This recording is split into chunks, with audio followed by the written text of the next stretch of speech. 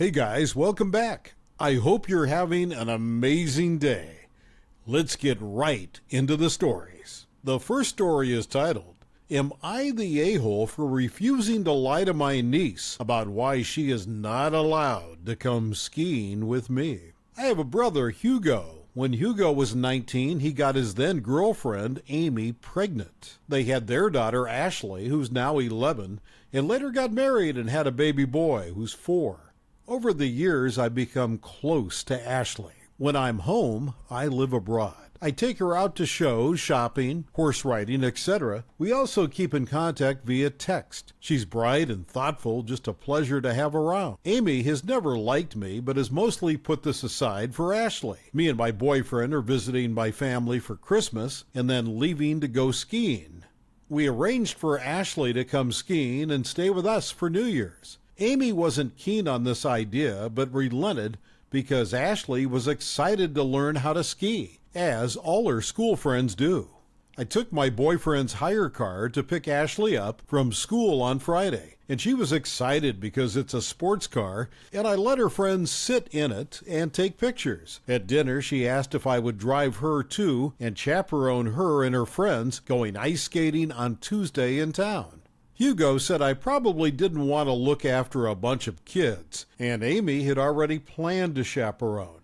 Ashley ignored him and begged me to chaperone. I really didn't mind, but Amy looked annoyed, so I said I wouldn't want to mess with the established plan. Ashley kept pushing and said she didn't want Amy to come because Amy dressed badly and was never fun and embarrassed her. Hugo told her to apologize, which she did, but she also kept insisting it was true. Amy got teary and Hugo kept telling Ashley she'd upset her mother, but this just made Ashley angrier and she dug her heels in. Because of this, she was told she was not allowed to go ice skating and is now not speaking to Amy. Yesterday, Amy and Hugo came to me and said they didn't want Ashley to come skiing anymore. Amy feels Ashley needs to spend more time with her family, and Hugo is supporting her. They asked if I would tell Ashley that me and my boyfriend had changed our plans and wouldn't be going on the trip anymore.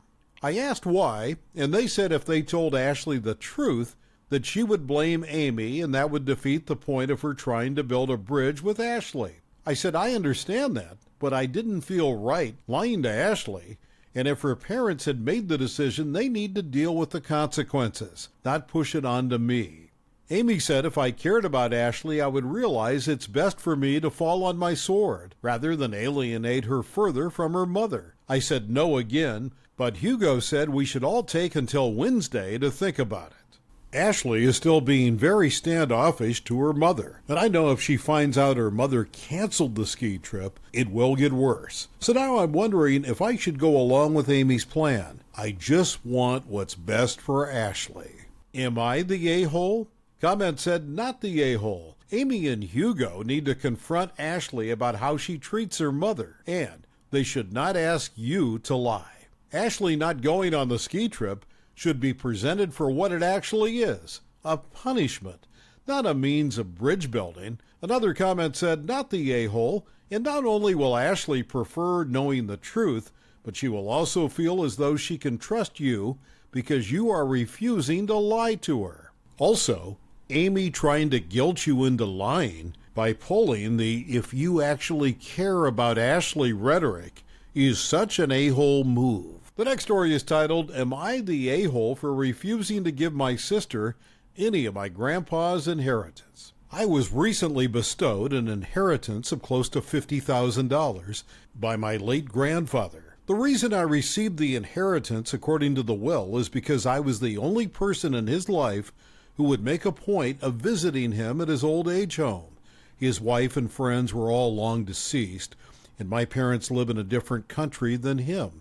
I would visit 1 to 2 times a month to check in on him, play cards, bring him on walks, etc. The main reason for these visits was because when I was at the lowest point in my life after getting home from deployment, my grandfather was always there to listen and talk with me.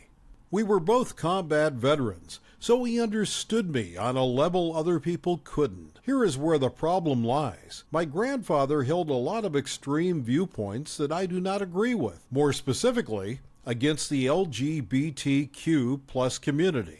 I resented my grandpa for these views and called him out whenever he would say something inappropriate. I was very close to ending the visits because of these views, but decided against it for reasons discussed prior. My sister is happily married to a woman, and therefore obviously cut off contact with my grandfather. My sister and I have a very good relationship in general, but would frequently fight over my continued relationship with my grandpa. When he passed away and left me the money, I did not think there would be any argument over it, as my sister wanted nothing to do with him, understandably so. However, when she found out about it, she demanded that she should receive half of the money. I was shocked and basically told her no way, as she was not the one who had been visiting and providing care for him for the last 5 years. My sister was visibly angry, and we have not been on speaking terms since. This has left me wondering whether I am the a-hole, as my sister was a victim of my grandfather's bigotry. However, I don't think half the money is a reasonable request. I will accept whatever judgment I receive. Am I the a-hole? Comment said, not the a-hole. I understand why your sister broke ties with your grandfather, but she's being very hypocritical, wanting his money and entitled in demanding that you share your inheritance with her. As they say, where there's a will, there's a relative.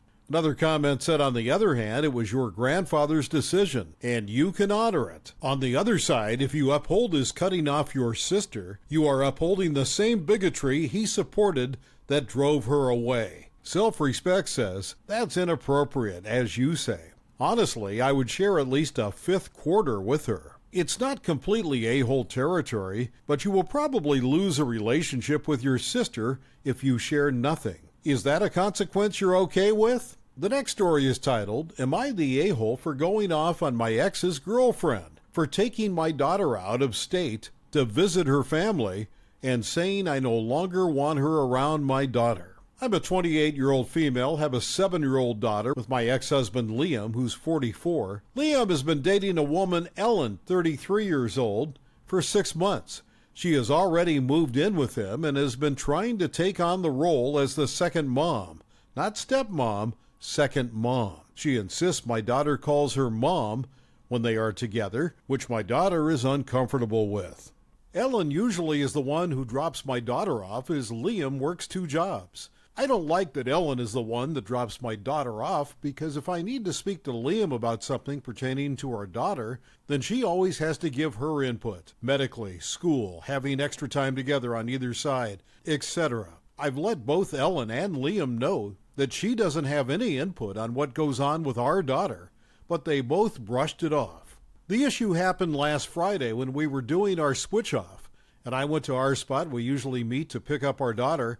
I waited for about 4 hours, then called Liam asking where Ellen was and if she got lost. The conversation went like this, me, Liam, where's Ellen? I've been waiting for hours and she's still not here. Did she get lost? Liam, what do you mean? I thought she told you she wanted to extend our time together. Me, no, I never got a call or a text about that. Can you put our daughter on the phone? Liam, she's with Ellen, visiting family, in a completely different state. At this point, I lost it on him. 1, for not even being with our daughter, and 2, for not checking with me to make sure I knew about this. I told him to call her and tell her to bring her back. And from now on, Ellen is never allowed to be around my daughter. Liam said I was overreacting, and that would mean he would have to quit his second job. He is completely fine with just 1 job. His main job pays 6 figures. I told him too bad, and called Ellen, telling her if she didn't bring my daughter back right now, that I would call the cops. She just said, fine, way to ruin the fun. And how she wanted my daughter to meet her family, because they are going to be my daughter's family soon. She apparently didn't even make it to her family's house, because 2 hours later she pulled into our meeting spot. I didn't say a word to her. Took my daughter and haven't spoken to Liam unless it's strictly about our daughter. I've asked my family about this, and the majority said that it was wrong to yell at Ellen, as she just wanted to bond with my daughter. and I should be glad she's not an evil person. Am I the a-hole? Comment said, not the a-hole. Go back to court and get it in writing that someone can't just take your daughter to another state without the parent. She also needs to stop telling your daughter to call her mom. If needed, take your daughter to a therapist to testify that it's detrimental to your daughter, especially if she doesn't want her to call her dad's girlfriend mom. They aren't even married. Another comment said no. He has only been dating her for 6 months. She should still be having limited contact with your daughter, and definitely not any kind of decision-making authority. Not the a-hole. As a father, your ex should never have let this get so out of control this quickly. Another comment said, not the a-hole. Depending on the custody agreement, neither you nor your ex could take your daughter out of state without express written permission of the other. Even if your ex has primary custody, I believe you have rights. What is not okay is a woman who is not part of any custody agreement taking a 7-year-old out of state without either parent. This was your agreed upon time to have your child, and this woman took her over state lines without your permission. That might qualify as kidnapping, and you should definitely talk to a lawyer, if not the police. You are not the crazy ex. You are this girl's mother. New Chickie is way too comfortable. You are not the a-hole. The last story is titled, Am I the a-hole for saying I don't care if my half-siblings because it's not my mom's job to mother them? My parents were married and had me and my brother. My dad had an affair with Kate, and Mom and him divorced. Ellie was the result of the affair, and Tommy was born when Dad married Kate. A year later, Kate died. My dad's family rallied around my half-siblings and tried to make up for the loss of their mother. My mom shared custody of me and my brother with my dad. He had asked her to include Ellie and Tommy in her life after Kate died, and even told my brother and I a few times that they would be coming to Mom's with us, and she'd be their mom now too. My mom never did take Ellie or Tommy into her home. I don't even think she's ever interacted with them. When I look back at moments where everyone was present, she was always one side with her family and Dad was another with his and my half-siblings. Ellie and Tommy, as they've gotten bigger, have expressed all the emotions you might when you don't have a mom, but you sometimes share a home with kids who do. They get jealous, sad, frustrated. They have asked for us to share Mom with them, and they have wanted to come along when they hear Mom is taking us on vacation. They have wanted us to all spend Christmas together, all kinds of stuff. They also have just Dad's side of the family, since none of Kate's want to be in their lives. But we have both sets of grandparents and aunts and uncles involved in our lives. A few times over the years, Dad or my grandma or uncle have asked me if I don't dislike that my mom wouldn't open her heart to kids who are part of my family. I always said no, because they are not her kids, and so it doesn't make sense to me that she would. My dad wanted to try and get my half-siblings' wish to come true for a Christmas where we're all together, which would include my brother and I and our mom. Mom said no. She did not engage with him beyond her no. Ellie and Dad then tried to get me to talk Mom around, and I said no. I told them I do not want to tell her around. Ellie got upset hearing that and left. Dad and my grandparents then cornered me later and asked me how I can say that when I know Ellie and Tommy feel left out and they crave mothering. I told them I don't care if they feel left out because it's not my mom's job to mother them, and I would never expect her to do it, and since one can't be fixed without the other thing happening, them feeling left out can't be fixed unless they feel like now they have a mom and my mom. Then I realize it's not going to happen. They told me my mom could and should have love for them as her children's siblings. I told them that Dad should have thought about that before he cheated on her and got another woman pregnant while he was still married to Mom. Am I the a-hole? Comment said, not the a-hole. I don't get why families act like this. Your mom has no responsibility to those kids whatsoever, and everything you have said about this situation is correct. Hold your ground, original poster. This is so unfair on you and your mom for the way they are treating you. I hope they stop soon, otherwise they are really going to damage your relationship with one another. Another comment said it's sad because it feels like Dad is trying to get back with Mom and is using the kids as a prop to do so, which made them have this obsession over having her as a mom, which clearly isn't going to happen Don't get me wrong, any kid in this situation would miss that motherly love and would probably look for it in other people. But the level it's at, and especially the insistence for it to be this woman who's never interacted with them, just screams to me that they were manipulated to feel this way. Clearly, Dad doesn't care whose hearts to break to get whatever women he wants at the time. Not the a-hole. Another comment said, not the a-hole. Your mother has no responsibility around your siblings, and the tale your dad and his family invented of her becoming their mother figure is never happening. It's unfortunate that their mother died, but it doesn't change the fact. If your dad wants to give them a mother that much, he should be looking for a partner already. That's the only way it could happen. They should leave your mother alone. Your family includes both set of grandparents, mother and father and siblings.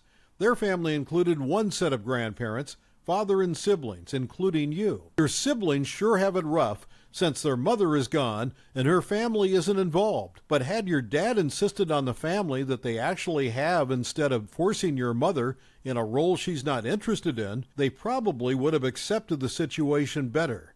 Life is unfair. Thank you for watching. I would really appreciate it if you could like the video and subscribe to our channel if you haven't already. We'll see you again tomorrow.